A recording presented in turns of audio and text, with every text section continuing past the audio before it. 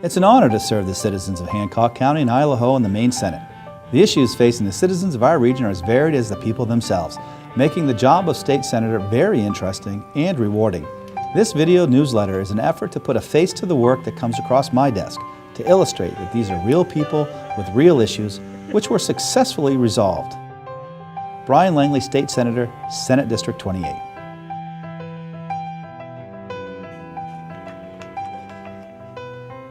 Well, the Bridge program is basically a program that allows students to do their first year of college minimum while they're in high school, their junior and senior year. Bridge years exploded on the scene. There's a couple of things that you really need to know is Brian was able to get Bridge year funded to the tune of $500,000. It's the only program in this legislature that got funded. So right there, that tells you how good Brian is. He's a listener and a good one. He's a problem solver. He comes up with different ideas. He comes up with different ways to do it. And he's also a person that, even though he seems kind of laid back a little, he's not afraid to tackle any problem. He's not afraid to tackle someone that's doing the wrong thing. He will speak for the people. I like that about Brian. We have a son. His name is Joey. He is 21 years old now. He has been living at Kidsby's. We actually adopted him through the foster care system, so he came unknown what kind of issues. He was 4 years old, and he was fine at the beginning. And then, of course, as he got older, got bigger, the violent tempers got a little more dangerous. So we did find Kidsby's at that time, and he ended up moving into Kidsby's, and he was there until his 20th birthday. He was supposed to be out when he was 18, but because there was no place for him to go, no money, and he couldn't come back home, he wasn't safe.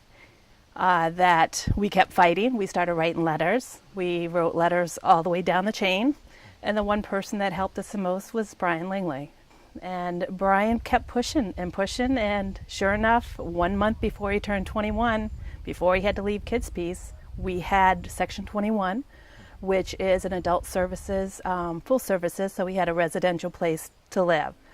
Being in the school system, he has watched these kids grow up, and he has worked with kids with special needs, so he understands that we need to do something for these kids. And he's very easy to talk to. He calls you back when you call. He has called me every single time. He has written me, he sent emails.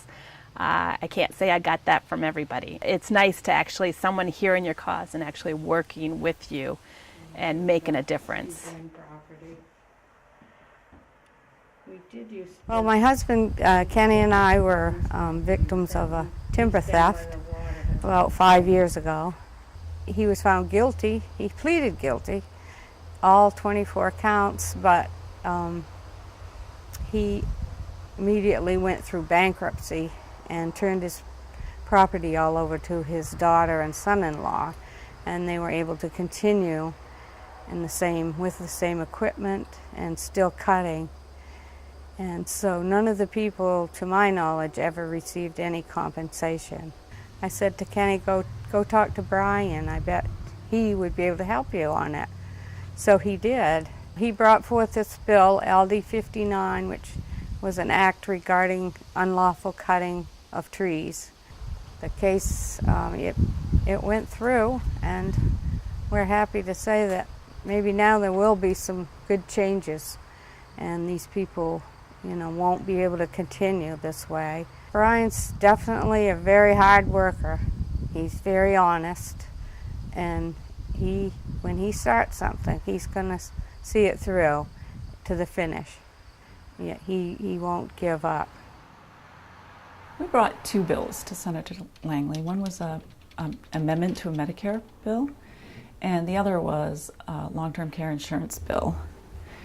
And it was in regards to long-term care insurance companies having proper claim-paying practices. We had several cases, not every company, a handful of companies, several cases.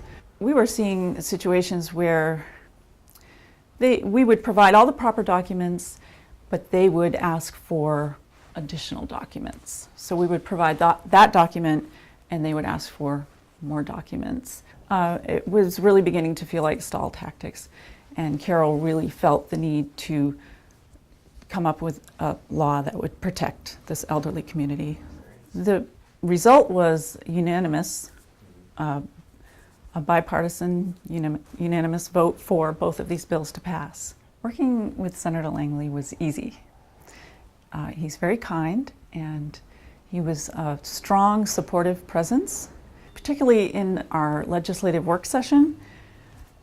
We were trying really hard to come up with the correct wording so that we didn't penalize the insurance companies that were doing it properly, but we would penalize the ones who were not.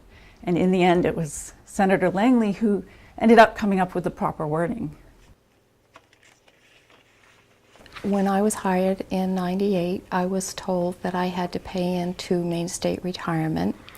I had no choice in the matter because I was an Ed Tech 1, that a mistake had been made and that I should never have had that taken out of my pay. So I notified MSRA, and they said that I was not entitled to the interest paid.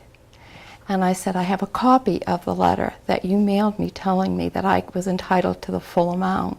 March of this past year, I finally contacted Brian Langley, and I asked him for his help and told him my story. And as a result of him looking into this situation for me, I got another letter from MSRA apologizing to me. I can honestly say that I probably never would have seen that money if it hadn't been for Brian. And I knew I would get results because that's how Brian works. Brian is a very honest, caring, compassionate person. He is out for the people. And if he has it in his power to help somebody, that's what he's going to do. That's why he chose the position that he has chosen, because he honestly is very heartfelt and he feels that he can really do good for the people in Maine.